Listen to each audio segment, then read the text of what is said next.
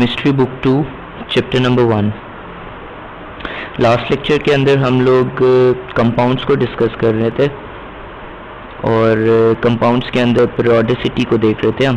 Periodic table के अंदर जो मुख्तलिफ कंपाउंड्स बनते हैं, बाइनरी कंपाउंड्स, पीरियोडिसिटी। और अभी तक हम लोग क्या क्या डिस्कस कर चुके हैं। सबसे पहले हमने बात हैलाइड्स से शुरू की थी, उसके बाद हमने नेक्स्ट हाइड्राइड्स डिस्कस किए, और आज के इस लेक्चर के अंदर हम ऑक्साइड्स को स्टडी करेंगे। सबसे पहले तो ये कि ऑक्साइड्स का अभी तक आपको जो आप लिटरेचर में पढ़ चुके हो अपने मैट्रिक के अंदर भी, कि ऑक्साइड्स की बेसिकली 4 टाइप्स होती हैं। आपके नॉर्मल ऑक्साइड्स होते हैं। नॉर्मल ऑक्साइड्स वो होते हैं जिसपे जो ऑक्सीजन है वो -2 चार्ज पेयर करता है। इसके बाद आपके पास और ऑक्साइड्स की टाइप्स होती हैं। नॉर्मल ऑक्साइड के बाद आपके पास होता है परऑक्साइड, परऑक्साइड के बाद आपके पास होता है सुपर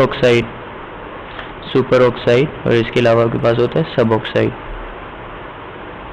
जो आपके पास परऑक्साइड होता है, इसमें सुपर में और सब में इसके पास हाइड्रोजन का जो ऑक्सीडेशन स्टेट है, ऑक्सीजन की जो चार्ज है यहाँ पे वो वेरी करता है। फॉर एग्जांपल परऑक्साइड पे आपके पास -1 हो जाता है, सुपर ऑक्साइड पे आपके पास -½ हो जाता है, और सब ऑक्साइड पे आपके पास आई गेस -3/2 या इस तरह हो जाता है। तो बेसिकली ये जो आपके पास ऑक्सीडेशन स्टेट्स हैं ऑक्साइड्स की, ये इनकी बेसिस पे हम लोगों ने इनको क्लासीफाई किया। इसके बाद जो सेकेंड क्लासिफिकेशन हमारी होती है वो विद इन नॉर्मल ऑक्साइड्स होती है।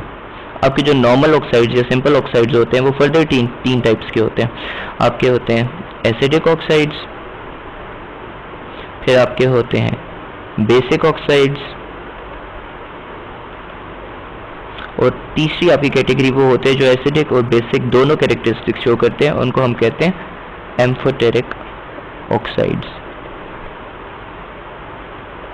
ठीक है, अब हम ये देख लेते हैं कि पीरियोडिक टेबल के जो नॉर्मल एलिमेंट्स हैं उनमें से कौन कौन से किस किस किस्म के ऑक्साइड्स शो करते हैं। सबसे पहले तो जैसे आप देख रहे हो इस टेबल के अंदर, ये जो आपको ब्लू कलर में नज़र आ रहे हैं, ये सब के सब बेसिक ऑक्साइड्स प्रोड्यूस करते हैं। फॉर एग्जांपल लिथियम का जो ऑक्साइड होगा ये बेसिक होगा, सोडियम, पोटेशियम, रुबिडियम, सीजियम, फिर आपके पास मैग्नीशियम, कैल्शियम, और यहाँ पे आपके पास टेलुरियम तक। ये सारे आपके पास जो हैं ये आपके बेसिक ऑक्साइड्स प्रोड्यूस करेंगे।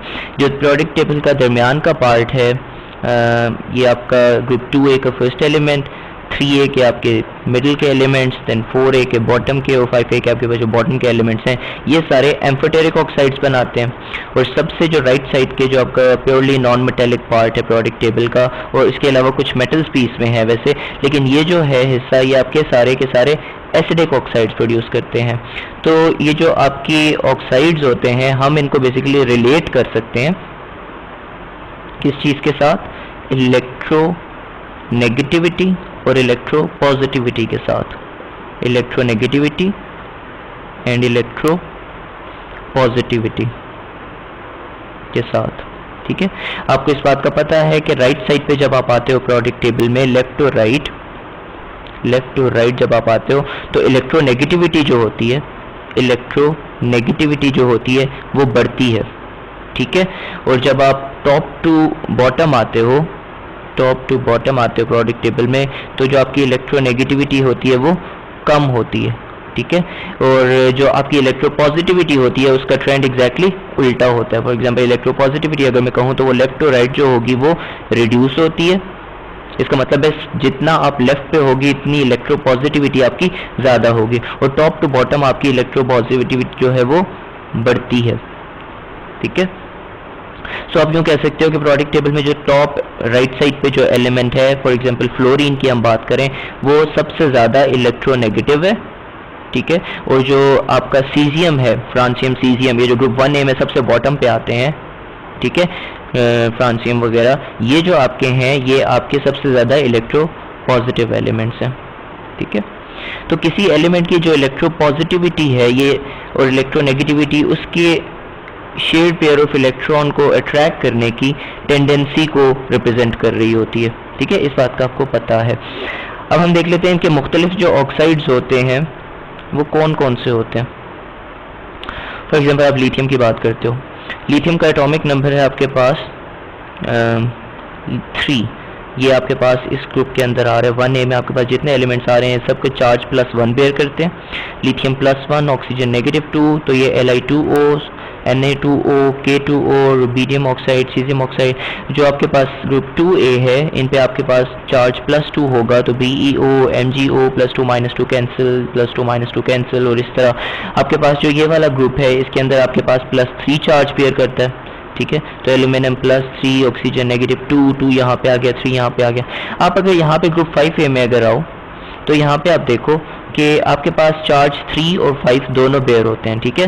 तो यहाँ पे आपके पास दो किस्म के ऑक्साइड्स बन रहे हैं। अगर तो नाइट्रोजन 3 चार्ज पेयर करेगा तो ये आपके पास N2O3 बनेगा, और जब वो 5 चार्ज पेयर करेगा तो N2O5 बनेगा। इसी तरह P2O3 and P2O5, AS2O3, AS2O5। इसी तरह जो आपका नेक्स्ट ग्रुप है वो भी इसी तरह मल्टीपल आपके ऑक्सीडेशन स्टेट्स शो करता है। सल्फर भी, ठीक है, 2 और 6 शो करता है। जब वो 2 शो करेगा तो आपके पास ये बनेगा, और जब वो 6 शो करेगा तो 2 पे आपके पास ये बन जाएगा और 6 पे आपके पास ये बन जाएगा, ठीक है। इसके बाद आपके पास ये लास्ट ग्रुप आ गया। लास्ट ग्रुप आपके ऑक्सीडेशन स्टेट -1 शो करता है या +7 शो करता है, ठीक है। तो उसके बेसिस पे इसके भी ऑक्साइड्स होते हैं। अब हम देख लेते हैं कि जो डिफरेंट ऑक्साइड्स हैं, फॉर एग्जांपल मैं बात करता हूँ यहाँ पे Na2O की, ये आपको सोडियम ऑक्साइड नज़र आ रहा है। अगर मैं सोडियम ऑक्साइड को वाटर के अंदर डिज़ोल्व करता हूँ तो मेरे पास क्या प्रोड्यूस होगा? मेरे पास सोडियम हाइड्रोक्साइड प्रोड्यूस हो जाएगा जो एक बेस है, ठीक है। आप इधर से लेट्स से कैल्शियम ऑक्साइड को लेते हो और उसको वाटर के साथ रिएक्ट कराते हो तो आपके पास calcium hydroxide CaOH whole twice, because Ca is +2, OH is -1, ये प्रोड्यूस हो जाएगा, ठीक है। आप इस ग्रुप का कोई भी और एलिमेंट ले लो तो वो करस्पॉन्डिंग हाइड्रोक्साइड प्रोड्यूस करेगा, और हाइड्रोक्साइड्स जो होते हैं ये आपके पास बेसिस होते हैं सब के सब, ठीक है। तो इस वजह से हम लोग इनको बेसिक ऑक्साइड्स कहते हैं। आप एक्सट्रीम राइट से कोई भी एलिमेंट्स उठा के देख लो, ठीक है। यहाँ के जब आप ऑक्साइड्स बनाओगे, फॉर एग्जांपल मैं कार्बन का ऑक्साइड बनाता हूँ CO2, CO2 को जब मैं पानी में डिज़ोल्व करूँगा तो मेरे पास बनेगा CO2 + H2O, ये मेरे पास H2CO3 बना देगा विच इज़ कार्बोनिक एसिड, ठीक है। इसके बाद में अगर SO3 जो कि सल्फर का आपके पास ऑक्साइड है, अगर इसको मैं पानी के अंदर डिज़ोल्व करूँगा तो ये मेरे पास H2SO4 प्रोड्यूस करेगा विच इज़ सल्फ्यूरिक एसिड। या अगर मैं सल्फर डाइऑक्साइड को डालता तो वो सल्फ्यूरस एसिड प्रोड्यूस कर देता। अगर मैं N2O5 जो कि नाइट्रोजन का ऑक्साइड है, अगर इसको मैं वाटर में डिज़ोल्व करूँगा तो ये मेरे पास HNO3 नाइट्रिक एसिड प्रोड्यूस करेगा। और यही कहानी मैं आगे एक्सटेंड कर सकता हूँ। अगर मैं फॉस्फोरस का ऑक्साइड बनाऊँ, P4O10 को मैं अगर करूँ, P4O10 पानी के अंदर फॉस्फोरिक एसिड बनाता है। इसी तरीके से आप एक बात कंटिन्यू करते हो, आप जितने भी आपके पास एसिडिक ऑक्साइड्स हैं ये सब के सब एसिड्स प्रोड्यूस करते हैं, ठीक है। जो आपके पास बेसिक ऑक्साइड्स हैं ये आपके पास बेसिस प्रोड्यूस करते हैं। और एक और प्रॉपर्टी ये है कि अगर आप कोई भी एक एसिडिक ऑक्साइड और बेसिक ऑक्साइड को आपस में रिएक्ट करवाओ, फॉर एग्जांपल आप रिएक्ट करवा देते हो सोडियम ऑक्साइड को, आप रिएक्ट करवा दो सल्फर ऑक्साइड के साथ, SO3 के साथ, सल्फर ट्राइऑक्साइड के साथ, तो आपके पास क्या बन जाएगा? आपके पास सोडियम सल्फेट बन जाएगा। और सोडियम सल्फेट का फॉर्मूला क्या होगा? सल्फेट इज -2, तो आपके पास Na2SO4 प्रोड्यूस हो जाएगा, ठीक है। अगेन ये आपके पास एक सॉल्ट है। तो इस प्रोसेस को आप कहते हो न्यूट्रलाइजेशन। इससे पहले भी आप ये पढ़ चुके हो इस तरह के रिएक्शंस जिसमें आप एक एसिड और बेस को रिएक्ट कराते थे तो आपके पास सॉल्ट और वाटर प्रोड्यूस होता था। अब चूंकि ये एग्जैक्टली एक एसिड और बेस नहीं है बल्कि ये ऑक्साइड्स है, अगर आप वाकई एक एसिड और बेस को करवाते, फॉर एग्जांपल आप सोडियम हाइड्रोक्साइड यहाँ से लेते और यहाँ से आप सल्फ्यूरिक एसिड लेते और तब आप इनको रिएक्ट कराते तो आपके पास सोडियम सल्फेट के अलावा वाटर भी साथ प्रोड्यूस हो जाता, ठीक है। अब हम बात करते हैं एम्फोटेरिक ऑक्साइड्स की। एम्फोटेरिक ऑक्साइड्स में आपके पास ये दरमियान का पोर्शन आता है, ठीक है। अभी इसके अंदर मैंने बीच में चूंकि मैं भी सिर्फ नॉर्मल एलिमेंट्स आपको शो कर रहा हूँ, जो आपके पास ट्रांजिशन मेटल्स होते हैं, ट्रांजिशन मेटल्स का जो मोस्ट ऑफ द मेटल्स जो हैं वो आपके पास एम्फोटेरिक प्रॉपर्टीज शो करते हैं, ठीक है। फॉर एग्जाम्पल मैं आपको जिंक की प्रॉपर्टीज शो करता हूँ। जिंक जो है, जिंक का जो ऑक्साइड है ZnO, क्योंकि जिंक आपके पास 2 चार्ज शो करते हैं ऑक्सीडेशन स्टेट, तो ये +2 - 2 ZnO जिंक ऑक्साइड, ठीक है। अगर मैं जिंक ऑक्साइड को सल्फ्यूरिक एसिड के साथ रिएक्ट करवाता हूँ, तो आपके ख्याल में क्या बनना चाहिए? Zn, ये इसको मैं डबल डिस्प्लेसमेंट अगर करूँ जिंक सल्फेट के साथ और H2 विद ऑक्सीजन यहाँ पे रिएक्ट करेगा, तो ये आपके पास जिंक सल्फेट बन जाएगा और साथ आपके पास वाटर प्रोड्यूस होगा। और अब आप देखो कि आपने एक सॉल्ट बना ली है और साथ आपने वाटर प्रोड्यूस की है, तो इसका मतलब है कि ये आपके पास यहाँ पे एज अ बेस रिएक्ट कर रहा है और ये यहाँ पे ऑफ कोर्स एक एसिड है, ठीक है, तो यहाँ पे एज अ बेस रिएक्ट कर रहा है, ठीक है। और इसी तरीके से आप जिंक ऑक्साइड को अगर नाइट्रिक एसिड के साथ रिएक्ट कराते हो तो आपके पास ये जिंक नाइट्रेट बना देगा, Zn, और नाइट्रेट -1 चार्ज पेयर करता है, तो NO3 इज -1, Zn+2, तो आपके पास जिंक नाइट्रेट U+2 चार्ज इधर नीचे जिंक नाइट्रेट U बन जाएगा, ठीक है। और जिंक नाइट्रेट के साथ आपके पास वाटर प्रोड्यूस होगा। अब आप देखो कि अगेन यहाँ पे आपके पास ये एज अ बेस या बेसिक ऑक्साइड एक्ट कर रहा है और ये यहाँ पे एसिडिक प्रॉपर्टी शो कर रहा है, तभी तो आपके पास एक सॉल्ट और वाटर प्रोड्यूस हो रहा है। अगर मैं आपको और लेट्स से कि एसिड के बजाय मैं इसको किसी बेस के साथ जिंक ऑक्साइड को रिएक्ट कराऊं, फॉर एग्जांपल मैं जिंक ऑक्साइड को रिएक्ट कराता हूं एक बहुत ही स्ट्रॉन्ग बेस के साथ विच इज सोडियम हाइड्रोक्साइड, ठीक है। यहाँ पे मैंने ऊपर नाइट्रिक एसिड और सल्फ्यूरिक एसिड से करवाया था जो कि बहुत स्ट्रॉन्ग एसिड्स थे, अब मैं इसको एक बहुत स्ट्रॉन्ग बेस के साथ रिएक्ट करा रहा हूँ in the presence of water, ठीक है। एक्वस बेस के अंदर लेट से मैं डाल देता हूँ इसको, तो ये मेरे पास सोडियम सॉल्ट प्रोड्यूस करेगा, ये वाला। अब ये आपको हो सकता है थोड़ा सा कंफ्यूजिंग लग रहा हो, ये जिंक है, यहाँ पे जिंक आपके पास चार्ज क्या शो करता है? +2, ठीक है। जिंक 2 कोवेलेंट बॉन्ड्स बनाने की टेंडेंसी रखता है और जो हाइड्रोक्सिल आइन है यहाँ पे आपका ये चार्ज पेयर करता है -1। जब आपके 4 हाइड्रोक्सिल आइंस होंगे तो वो आपके -4 टोटल चार्ज पेयर करेंगे, तो ZnOH होल 4 ये आपका टोटल चार्ज पेयर कितना हो जाएगा? +2 -1 × 4, ठीक है। तो ये आपका टोटल जो इस कॉम्प्लेक्स का चार्ज बनेगा वो बनेगा -2, और इस चार्ज -2 को बैलेंस आउट करने के लिए 2 सोडियम के एटम्स यहाँ पे साथ उसको बैलेंस आउट करें, ठीक है। ये आपके पास कॉम्प्लेक्स कंपाउंड है, एक कॉम्प्लेक्स कंपाउंड, और जो बाकी कॉम्प्लेक्स कंपाउंड्स की डिटेल्स हैं वो हम चैप्टर नंबर 6 के अंदर कवर करेंगे, जहाँ पे आपके पास ज़्यादातर अमूमन ट्रांजिशन मेटल्स के कॉम्प्लेक्सेस बनते हैं। फ़िलहाल हम सिर्फ ये डिस्कस कर रहे हैं कि एम्फोटेरिक ऑक्साइड्स कैसे प्रॉपर्टीज शो करते हैं, और वो एसिड और बेस, यहाँ पे आप देखो वो बेस के साथ रिएक्ट किया विच इज़ अ बेस, तो यहाँ पे उसने एसिड की प्रॉपर्टीज शो की, यानी उसने सॉल्ट बनाया ना, तो सॉल्ट तो एक एसिड और बेस के प्रोसेस से बनता है ना, तो यहाँ पे एक एसिड की प्रॉपर्टी शो कर रहा है और यहाँ पे ये बेस की प्रॉपर्टी शो कर रहा है। तो जब ये एसिडिक और बेसिक दोनों प्रॉपर्टीज शो करता है तो ऐसे कंपाउंड्स को हम एम्फोटेरिक कंपाउंड्स कहते हैं, ठीक है। इसके बाद एक फाइनल जो आज की हम चीज़ पढ़ रहे हैं कि जो आपका बेसिक और एसिडिक कैरेक्टर होता है, बेसिक और एसिडिक कैरेक्टर होता है, इसका एक रिलेशन होता है ऑक्सीडेशन स्टेट के साथ। वो रिलेशन क्या होता है? ऑक्सीडेशन स्टेट फॉर एग्जांपल यहाँ पे आप देखो इस टेबल में आपको नजर आ रहा है, क्रोमियम जो है वो 3 किस्म के ऑक्साइड्स बनाता है, CrO, Cr2O3 and CrO3। CrO के अंदर ऑक्सीजन -2 है, तो ऑफ कोर्स क्रोमियम +2 होना चाहिए, यहाँ पे क्रोमियम की ऑक्सीडेशन स्टेट +2 हो गई।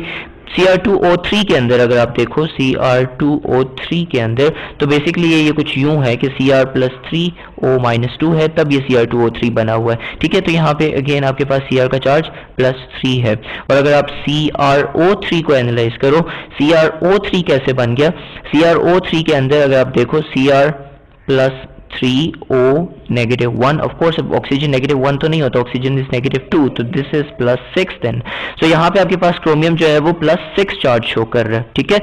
अब इनकी जो कैटेगरी के अंदर इसने डिफाइन किया है कि जो +2 के साथ जब आप ऑक्साइड बनाओगे CrO, ये आपकी बेसिक प्रॉपर्टीज शो करेगा, Cr2O3 आपकी एम्फोटेरिक प्रॉपर्टीज शो करेगा, और CrO3 जो है ये आपकी एसिडिक प्रॉपर्टीज शो करेगा। बेसिकली जब आपका ऑक्सीडेशन स्टेट बढ़ता है, ठीक है, आपका जो ऑक्सीडेशन स्टेट होता है ना, ग्रेटर द ऑक्सीडेशन स्टेट आप यूं कह लो is directly proportional to acidic character, ठीक है। आपका एसिडिक कैरेक्टर इंक्रीज करता है ऑक्सीडेशन स्टेट ज्यादा होने की वजह से। और यहाँ पे एक चीज जो इंपॉर्टेंट है वो मैं क्लियर करना चाहूंगा कि ये ऑक्सीडेशन स्टेट किसी मेटल या नॉन मेटल आयन की बात हो रही है, मेटल या नॉन मेटल आयन की बात हो रही है। यहाँ पे ऑक्सीजन के ऑक्सीडेशन स्टेट की बात नहीं हो रही, ऑक्सीजन का हम सिर्फ नॉर्मल ऑक्साइड्स की बात कर रहे हैं। ये सब के सब में -2 ही होगा ऑक्सीजन, ठीक है। जो मेटल का चार्ज है ना वो वेरी करेगा। फॉर एग्जाम्पल आप अगर मैंगनीज के देखते हो, मैंगनीज के आपके पास कौन कौन से ऑक्साइड्स बनते हैं? मैंगनीज का MnO बन सकता है आपके पास, Mn2O3 बनता है आपके पास, MnO2 बनता है आपके पास और Mn2O7 बनता है आपके पास। ये फर्दर अब आप डिटेल में ट्रांजिशन मेटल्स डिस्कस करोगे तो उसमें हम इन ऑक्साइड्स को डिटेल में भी देखेंगे। फिलहाल ये जो MnO है, यहाँ पे जो आपका ऑक्सीजन का चार्ज शो कर रहा है, मैंगनीज जो चार्ज शो कर रहा है, यहाँ पे मैंगनीज का चार्ज है +2। Mn2O3 के अंदर आपके पास मैंगनीज का चार्ज है +3। MnO2 के अंदर अगर आप देखो यहाँ पे +2 ऊपर, -1 ऊपर, तो प्लस यहाँ पे आप -2 करोगे तो यहाँ पे +4 चार्ज शो कर रहा है। और Mn2O7 के अंदर आपको +7 चार्ज शो कर रहा है। टॉप टू बॉटम अगर आप इन चारों को आपस में कंपेयर करो और इनकी प्रॉपर्टीज देखो, ये जो MnO है ये सबसे कम एसिडिक होगा और Mn2O7 मोस्ट एसिडिक होगा, ठीक है। यानी ऊपर से नीचे आपका एसिडिक कैरेक्टर जो है वो बढ़ रहा है। इसके बाद अब फाइनली एक चीज जो रह गई है आपके जो, अब हम बेसिक ऑक्साइड्स की बात करते हैं। जब आप बेसिक ऑक्साइड्स में जब आप टॉप टू बॉटम आते हो, टॉप टू बॉटम, तो आपका जो साइज होता है वो इंक्रीज कर रहा होता है, साइज इंक्रीजेस, ठीक है। मैं बेसिक जो मेटल आइन है मैं उसकी बात करूंगी, मेटल आइंस जो आपके बेसिक ऑक्साइड्स प्रोड्यूस करते हैं। सो लेट्स से मैं ग्रुप 2A की बात करता हूँ। वहां पे जो मेरे पास ऑक्साइड्स बनेंगे वो होंगे बेरिलियम ऑक्साइड, देन उसके नीचे magnesium oxide, calcium oxide, strontium oxide और बेरियम ऑक्साइड, ठीक है। जब अब मैं टॉप से बॉटम आ रहा हूं तो जो बेसिक कैरेक्टर होगा वो इंक्रीज करेगा, यानी बेरियम ऑक्साइड जो है वो सबसे ज्यादा स्ट्रॉन्ग बेसिक कैरेक्टर शो करेगा, स्ट्रॉन्ग बेसिक कैरेक्टर, या आप इसको कह लो कि ये लीस्ट एसिडिक होगा।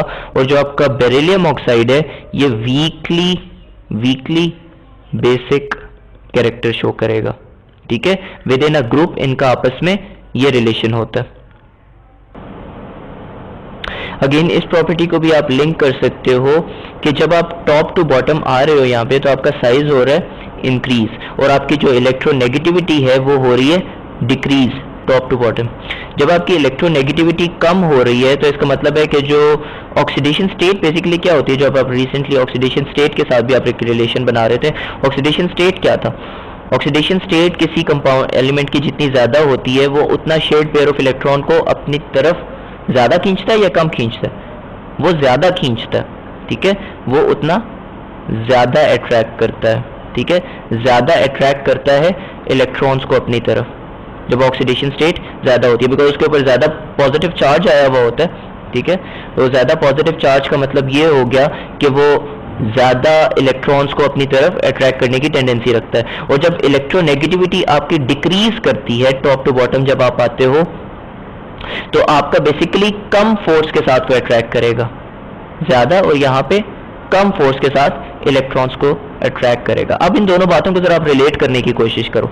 जब ऑक्सीडेशन स्टेट आपकी ज्यादा हो रही थी, इलेक्ट्रॉन्स को आप ज्यादा फोर्स के साथ अट्रैक्ट कर रहे थे, तो आपका एसिडिक कैरेक्टर ज्यादा हो रहा था, ठीक है, एसिडिक कैरेक्टर ज्यादा हो रहा था। और जब आप इलेक्ट्रोनेगेटिविटी आपकी ऊपर से नीचे कम हो रही है और आपको कम फोर्स के साथ इलेक्ट्रॉन्स को खींच रहे हो, जैसे यहाँ पे ज्यादा फोर्स के साथ खींच रहे थे, यहाँ पे कम फोर्स के साथ खींच रहे हो, तो आपका ज्यादा बेसिक कैरेक्टर होता जा रहा है, ठीक है।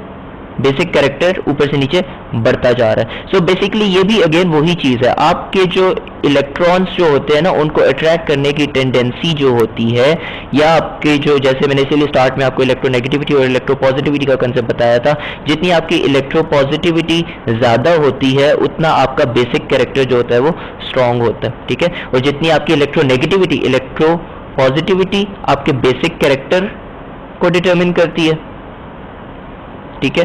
और जो आपकी इलेक्ट्रोनेगेटिविटी है वो आपके एसिडिक कैरेक्टर को शो डिटरमिन करती है, ठीक है। So that's it for acidic oxides, ये ऑक्साइड्स के बारे में बस इतना ही। इससे नेक्स्ट लेक्चर में हम लोग कंपाउंड्स की चूंकि प्रॉपर्टीज हम लोग डिस्कस कर चुके हैं सबकी सब, अब नेक्स्ट लेक्चर के अंदर हम लोग स्टार्ट करेंगे पोजीशन ऑफ हाइड्रोजन, और वो हमारा इस चैप्टर का लास्ट टॉपिक होगा, position of hydrogen in the periodic table.